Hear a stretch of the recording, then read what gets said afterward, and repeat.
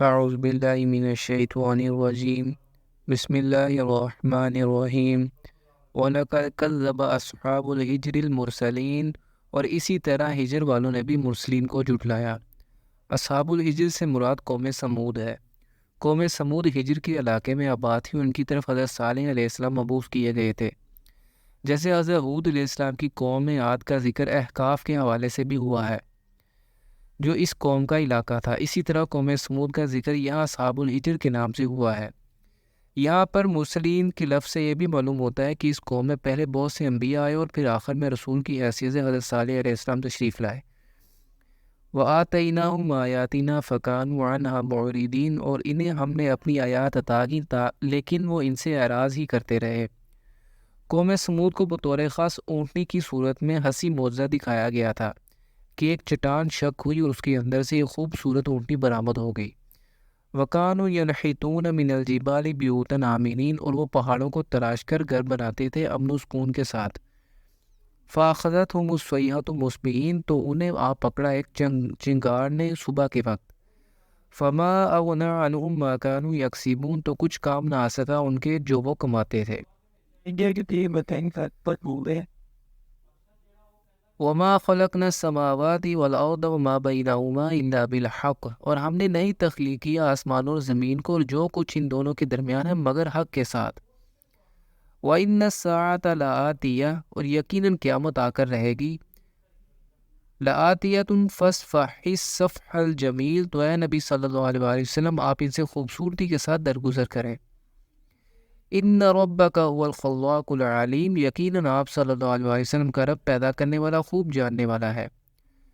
وَلَقَدْ آتَيْنَاكَ سَبْعًا مِنَ الْمَثَانِي وَالْقُرْآنِ الْعَظِيمِ، اور ہم نے آپ صلی اللہ علیہ وسلم کو دی ہے 7 بار بار پڑھی جانے والی آیات اور عظمت والا قرآن۔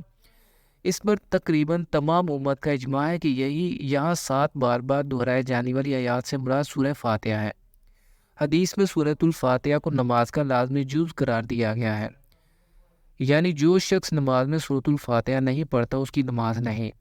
قبل ازیں سورۃ الفاتحہ کے مطالعے کے دوران ہم وہ حدیث قدسی بھی پڑھ چکے ہیں جس میں سورۃ الفاتحہ ہی کو نماز قرار دیا گیا ہے۔ اب جب کہ ہر نمازی اپنی نماز کی ہر رکعت میں سورہ فاتحہ کی تلاوت کر رہا ہے تو اندازہ کریں کہ دنیا بھر میں ان 7 آیات کی تلاوت کتنی مرتبہ ہوتی ہوگی۔ اس کے علاوہ آیت زیر نظر میں اس سورہ کو قرآن عظیم کا نام بھی دیا گیا ہے۔ اسی بنیاد پر اس سورت کو اساس القرآن اور ام القرآن قرار دیا گیا ہے۔ ایک حدیث کے مطابق سورۃ الفاتحہ ایسی کوئی سورت نہ تورات میں ہے، نہ انجیل میں اور نہ ہی قرآن میں ہے۔ چنانچہ حضور صلی اللہ علیہ وآلہ وسلم کی دلجوئی کے لیے فرمایا جا رہا ہے کہ اے نبی صلی اللہ علیہ وسلم، دیکھیں ہم نے آپ صلی اللہ علیہ وسلم کو اتنا بڑا خزانہ عطا فرمایا ہے۔ لا تمدن عینیک الی ما متعنا به ازواجا منہم، آپ صلی اللہ علیہ وسلم آنکھ اٹھا کر بھی نہ دیکھیں اس مال و متاع کی طرف جو ہم نے ان کے مختلف گروہوں کو دے رکھا ہے۔ ابو جہل کی دولت و شوکت، ولید بن مغیرہ کے بغاوت اور ان جیسے دوسرے کافروں کی جاگیریں آپ صلی اللہ علیہ وسلم کو ہرگز متاثر نہ کریں۔ وَلَا تَحْزَنْ عَلَيْهِمْ، اور آپ صلی اللہ علیہ وسلم ان کی حالت پر غم نہ کریں۔ وَاخْفِضْ جَنَاحَكَ لِلْمُؤْمِنِينَ، اور اہل ایمان کے لیے اپنے بازو جھکا کر رکھیں، یعنی اہل ایمان کے ساتھ آپ صلی اللہ علیہ وسلم شفقت اور مہربانی سے پیش آئیں۔ ان لوگوں میں فقراء و مساکین بھی ہیں اور غلام بھی ہیں۔ یہ لوگ جب آپ صلی اللہ علیہ وسلم کے پاس حاضر ہوں تو کمال تواضع سے ان کا استقبال کیا جائے، ان کی دلجوئی فرمائی جائے۔ وَقُلْ إِنِّي أَنَا النَّذِيرُ الْمُبِينُ، اور کہہ دیجئے کہ میں تو کھلم کھلا خبردار کرنے والا ہوں۔ کما انزل علی المقتسمین، جیسے کہ ہم نے نازل کیا ان تقسیم کرنے والوں پر۔ الذین جعلوا القرآن عضین، جنہوں نے اپنے قرآن کو ٹکڑے ٹکڑے کر دیا۔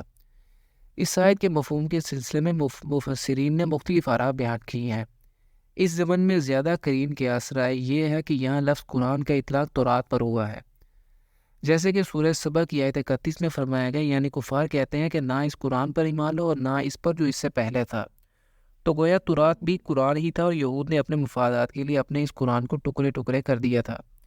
تجعلونہ قراطیس تبدونہ وتخفون کثیرا، سورۃ الانعام آیت نمبر 91 میں فرمایا تم نے اس تورات کو ورق کر دیا ہے، ان میں سے کسی حصے کو ظاہر کرتے ہو اور اکثر کو چھپا کر رکھتے ہو۔ فَوَرَبِّكَ لَنَسْأَلَنَّهُمْ أَجْمَعِينَ، تو اے محمد صلی اللہ علیہ وسلم آپ کے رب کی قسم ہم ان سب سے پوچھ کر رہیں گے۔ عما کانوا یعملون، جو کچھ یہ لوگ کرتے رہے ہیں، فاصدع بما تؤمر وأعرض عن المشرکین، اب آپ صلی اللہ علیہ وسلم اعلان بیان کریں جس کا آپ صلی اللہ علیہ وسلم کو حکم دیا جا رہا ہے، اور ان مشرکوں کی ذرا بھی پرواہ نہ کریں۔ انا کفیناک المستہزئین، ہم آپ صلی اللہ علیہ وسلم کی طرف سے کافی ہیں ان استہزاء کرنے والوں سے نمٹنے کے لیے۔ الذین یجعلون مع اللہ الہا آخر فسوف یعلمون، جو اللہ کے ساتھ دوسرے معبود گڑے بیٹھے ہیں تو عنقریب انہیں معلوم ہو جائے گا۔ وَلَقَدْ نَعْلَمُ أَنَّكَ يَضِيقُ صَدْرُكَ بِمَا يَقُولُونَ، اور ہم جانتے ہیں کہ آپ صلی اللہ علیہ وسلم کا سینہ تنگ ہوتا ہے ان کی باتوں سے، ان کی مخالفت کی وجہ سے آپ صلی اللہ علیہ وسلم کا سینہ تنگ ہوتا ہے۔ فَسَبِّحْ بِحَمْدِ رَبِّكَ وَكُن مِّنَ السَّاجِدِينَ، پس آپ صلی اللہ علیہ وسلم تسبیح کیجیے اپنے رب کی حمد کے ساتھ اور سجدہ کرنے والوں میں سے ہو جائیے۔ وَاعْبُدْ رَبَّكَ حَتَّى يَأْتِيَكَ الْيَقِينُ، اور اپنے رب کی بندگی میں لگے رہیں یہاں تک کہ یقینی شے وقوع پذیر ہو جائے۔ عام طور پر یہاں یقین سے مراد موت لی گئی ہے، یعنی اپنی زندگی کی آخری گھڑی تک اس کی بندگی میں لگے رہیے اور اس سلسلے میں لمحہ بھر کے لیے بھی غفلت نہ کیجیے۔